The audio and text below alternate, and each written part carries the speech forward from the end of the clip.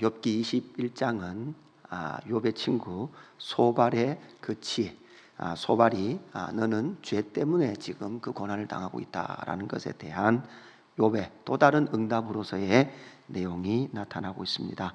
욥은 자기가 당하는 그 고난은 죄로 기인하고 있지 않다라고 분명히 변증해 가고 있습니다.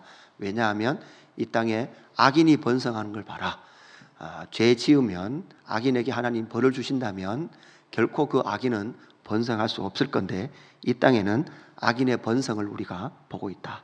악인이 징벌받지도 않고 또한 회개하지도 않음에도 불구하고 그 악인은 승승장구하는 것을 우리는 보고 있다. 그러므로 욥, 나는 내가 당하는 이 고난은 결코 죄로부터 기인하지 않았다라고 나는 주장하노라. 이게 바로 전반부에 나타난 욥의 주장입니다.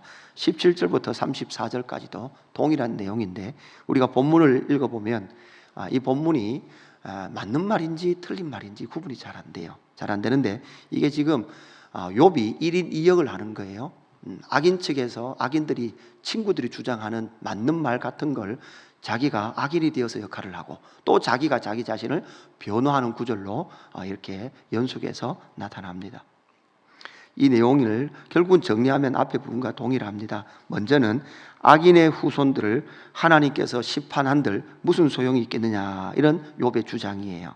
17절 보시면 악인의 등불이 꺼짐과 재앙이 그들에게 닥침과 하나님이 진노하사 그들을 공고하게 하심이 몇 번인가, 그런 적이 있느냐 이 말이에요. 이게 정말 악인들을 향하여서 하나님께서 그렇게 재앙을 내리시고 그들을 공고하게 하시고 그런 적이 몇 번 있었느냐? 너희들 살면서 그걸 보았느냐? 정말 악인이라고 생각하는 그 승승장구하는 사람에게 하나님께서는 벌을 내리시는 것을 너희가 진짜 공평하게 그렇게 내리시던 것 같더냐? 18절, 그들이 바람 앞에 검불같이 폭풍에 날려가는 겨같이 되었도다, 이렇게 말하는 경우가 있었느냐? 하나님은 그의 죄악을 그의 자손을 위하여 쌓아두시며 그에게 갚으실 것을 알게 하시기를 원하노라. 이게 이제 19절이 바로 이 욥의 친구들이 봐라, 아니 혹시 하나님께서 악인들을 이 땅에서 악인들이 살 동안은 심판하지 않을지 모르지만 결국 후손에게 다 심판하게 될 거다, 이게 욥의 친구들의 말이라는 거예요. 그럴 때 욥이 뭐라고 말합니까? 자기의 멸망을 자기 눈으로 보게 하며 젖는 자의 진노를 마시게 할 것이니라. 이 말이 무슨 말입니까? 아니 악인이 자기 때에 하나님의 진노를 받아야 되지, 악인이 자기 때는 그냥 멀쩡하게 그렇게 살고 후손들에게 그 징벌을 내린들 무슨 상관이 있겠느냐. 욥이 지금 이렇게 말하는 거예요. 21절, 그의 날수가 다하며 자기 집에 대하여 무슨 관계가 있겠느냐, 이 말이죠. 그가 평생 잘 살고 악인이 떵떵거리면서 그렇게 잘 살고 자기는 그렇게 죽어버렸는데 후손들을 심판한들 그게 무슨 악인에 대한 심판이겠느냐라는 거죠. 결국은 악인을 다루시거나 그리고 악인의 후손들에게 심판한들 그게 진짜 악인을 향한 그런 온전한 심판을 너희가 이 땅에서 볼 수 있느냐. 여러분, 이 말은 지금 현재 악인에 대한 심판이 공정하게 이루어지지 않기 때문에 욥의 친구들이 뭐라고 말하는 거예요? 후손들 그냥 심판할 거야. 우리는 모르지만 대대손손 가다 보면 언젠가는 심판을 받을 거야 라고 계속해서 죄 이꼬르 고난 이꼬르 죄다, 이걸 주장하고 있는 거예요. 22절, 그러나 하나님께서는 높은 자들을 심판하시나니 누가 능히 하나님께 지식을 가르치겠느냐. 이 말은 결국은 너희의 편협한 지식으로 하나님을 지금 가르치려고 하는, 하나님도 그렇게 안 하시는데 하나님의 원리가 이 땅에 그렇게 안 나타나는데 너희는 끝까지 죄, 고난은 곧 죄다라는 것으로 지금 욥의 친구들은 누구를 가르치려고 해요? 하나님도 그렇게 가르치려고 하고 있다, 이 말입니다. 23절부터는 이제 악인은 죽어서도 윤기가 나더라, 이렇게 주장을 하고 있습니다. 23절, 어떤 사람은 죽도록 기운이 충실하여 안전하며 평안하고 그의 그릇에는 젖이 가득하며 그의 골수는 윤택하고, 이렇게 말하죠. 어떤 사람은 마음의 고통을 품고 죽음으로 행복을 맛보지 못하는도다. 그런데 문제는 이 둘이 죽으면 매 한 가지예요. 흙 속에 눕고 그들 위에 구더기가 덮여요. 자, 이 말은 결국은 여러분 이 땅에 번성한 사람은 여러분 이제 번성하면 하나님께서 뭐 주신 거죠? 복 주신 거잖아요. 그리고 진짜 가난하면 하나님께서 고난 당하면 벌 주신 거잖아요. 그런데 죽으면 둘 다 똑같이 구더기가 끼어요. 구분되지 않는단 말이에요. 그러니까 인간은 끊임없이 이 땅에 무엇을 보면서 번성한 사람은 하나님이 복을 많이 주셨다 이렇게 생각해 버리고, 가난하고 질병이 있고 고통이 있으면 저 사람 죄 많이 지어서 고통당하는 거야. 우리는 늘 이렇게 보는 것이 완전히 틀에 박혀버렸습니다. 부잣집에 시집가면 그거 하나님 복 주신 거고, 그러면 여러분 가난한 선교사나 목사들한테 결혼은 하나님께서 벌 내린 겁니까? 그죠? 모든 것을 그러한 이 땅의 풍요로움에 하나님의 복으로 가늠하려고 하는 것들이 인간 안에 뼈속 깊이 그렇게 물들어 있더라라는 것을 말해주고 있죠. 여러분, 이런 것이 무슨 문제가 있습니까? 이사야서 53장에 고난받는 종에 보면 그들은 일러 말하기를 뭐라고 말합니까? 그는 징벌을 받아 하나님께 맞으며 고난당한다 이렇게 이야기하죠. 그러니까 예수님의 십자가조차도 뭐라고 말하는가 하면 그가 죄를 지어서 징벌을 받고 하나님께 매를 맞고 고난당한다 이렇게 주장하는 거예요. 누구의 십자가를? 예수님의 십자가를. 그러니까 욥의 친구들의 주장에는 복음이 역사할 공간이 하나도 없습니다. 복음으로 설명을 해낼 수가 없다라는 거예요. 여러분, 우리의 삶은 부할 수도 있고 고난을 당할 수도 있어요. 가난할 수도 있습니다. 건강할 수도 있고 질병이 있을 수도 있습니다. 그러나 부유함과 가난이나 건강함이나 질병이나 그 모든 것을 복음과 하나님의 은혜로 해석해 낼 수 있어야 합니다. 부유해도 교만하지 않고 가난해도 억울하지 않는 그 상태, 부유함에 처할 줄도 알고 빈궁함에 처할 줄도 아는 일체의 비결을 배워내는 것, 이게 바로 성도가 가는 길이에요. 이게 하나님 나라 백성들이 가는 길이에요. 이것을 우리는 욥의 이 고백, 욥의 이 1인 모노 드라마죠. 1인 모노 드라마를 통해서 우리에게 알려주고 있는 거죠. 그래서 27절, 내가 너희의 생각을 알고 너희가 나를 헤아려는 속셈도 아노라.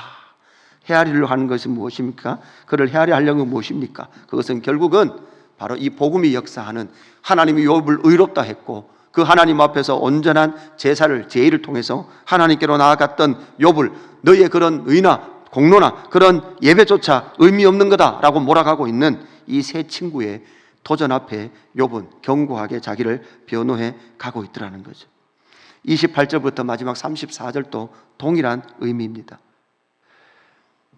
오고 오는 악인들의 수 없는 길을 너희가 다 살펴보아라. 그들은 악한 자들은 악한 길로 수없이 그 길을 갔다라고 욥은 주장하고 있습니다. 28절, 너희의 말이 귀인의 집이 어디 있으며 악인이 살던 장막이 어디 있느냐 하는구나. 그리고 여러분, 귀인이 사는 집은 어리어리한 집이고 이 말이에요. 악인은 어디 살아요? 장막에 살아요. 이미 여러분 뭐예요? 의인은 큰 집에 사는 거고 악인은 텐트 치고 사는 거다. 이미 그들은 전제되어 있는 거예요. 범어 내거리에 그 20억씩 하는 아파트에 사는 사람 다 의인이고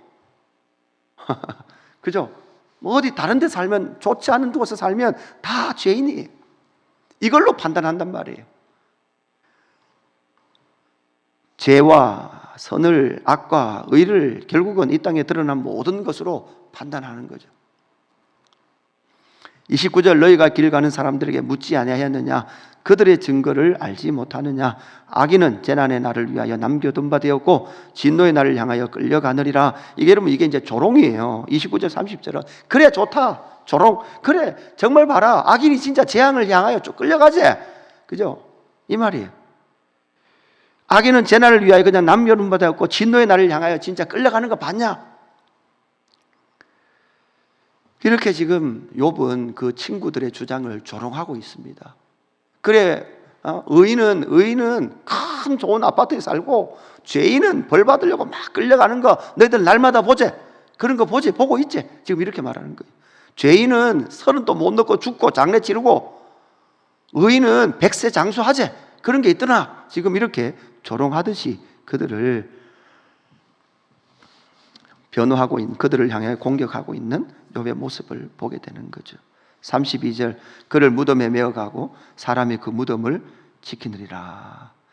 이게 32절을 읽으면 꼭 예수님 같죠. 예수님께서 죽으시고 무덤에 들어간 이후 사람들이 그 무덤을 지키는 것처럼, 사실 이건 앞에 내용과 함께 조롱의 내용이, 원래 의미는 조롱의 내용이죠. 33절 그는 골짜기에 흙덩이를 달게 여기니 많은 사람들이 그보다 앞서갔으며 모든 사람이 그의 뒤에 줄지었느리라. 이렇게 말하죠. 이 말은 무엇입니까? 악인이든 죄인이든 다 선과 악을 구분하지 못한 채, 다 평가할 수 없는 채로 다 죽음의 길을 갔다라는 거예요. 결국은 고난 받는 것은 죄로부터 기인하지 않았다라는 것을 욥은 계속해서 1인 모노드라마를 통해서 우리에게 알려주고 있는 거죠. 고로 여러분, 우리가 이 땅을 살아갈 때 너무나 쉽게 그 집 복 받았다, 그 집 참 사람들 복 받았다 이렇게 말할 때도 주의해야 되고, 저 사람 선하다 악하다라고 하는 것들이 이 땅에 나타난 무엇으로 우리가 평가할 때 주의를 해야 된다라는 것을 우리는 알아야 합니다. 우리는 복 받은 사람입니다. 왜 그렇습니까? 예수 그리스도를 받은 자이기 때문에 복 받은 자입니다. 그러나 우리의 삶의 형태는 어떤 모습으로 나타날 수도 있습니다. 때로는 풍요로운 삶으로 나타날 수 있어요. 하나님을 잘 섬겨서 그럴 수도 있고, 또한 하나님께서 우리가 이 땅에 물질적 복을 주셔서 그럴 수도 있어요. 또한 하나님께 복 주셨는데도 불구하고 고난을 당할 수도 있어요. 선교하고 사역하는데도 불구하고 많은 고난을 당할 수도 있어요. 그것으로 하나님의 은혜와 하나님의 사랑을 가늠하지 말라라는 것을 우리는 이 욥의 고백에서 교훈으로 얻어야 될 줄로 믿습니다. 오늘도 신실하신 그 복음의 은혜 가운데 우리가 살아가는 이것 자체가 하나님의 은혜인 줄로 믿습니다. 그 믿음 가지고 오늘 또 삶의 현실 가운데 신실하게 평안 가운데 살아가는 저와 여러분의 삶이 되기를 주님의 이름으로 축복합니다. 기도하겠습니다. 아버지 하나님, 복음을 훼손하려고 하는 욥의 친구들의 끊임없는 도전 앞에 욥이 서 있습니다. 하나님이 의롭다고 했고 그 의롭다고 인정함을 받은 욥은 하나님 앞에 제의하며 제사하며 나아갔던 그의 삶이 고난으로 점철되어질 때 욥의 친구들은 죄 때문이라고 끊임없이 정죄해 오고 있습니다. 하나님 아버지, 이것으로는 복음을 설명할 수 없습니다. 또한 우리가 살아가는 이 땅의 삶도 해석할 수 없습니다. 하나님, 우리는 다 모릅니다. 때로는 우리의 삶의 현실이 왜 이렇게 나타난지 다 모릅니다. 그러나 중요한 것은 하나님의 주권 아래 있고 하나님의 은혜 아래 있다는 그 사실, 믿음으로 받아들이는 저희 삶 될 수 있도록 역사하여 주옵소서. 하나님, 부유함으로 말미암아 교만해지지 않게 하여 주시옵소서. 가난함으로 말미암아 원망하고 억울해지지 않게 하여 주시옵소서. 모든 것을 일체의 비결을 배워가게 하시고 합력하여 선을 이루시며 하나님의 뜻을 이루어가시는 하나님의 신실 앞에서는 저희들 될 수 있도록 역사하여 주옵소서. 복음 안에 신실하게 응답해가는 우리의 삶 될 수 있도록 역사하여 주옵소서.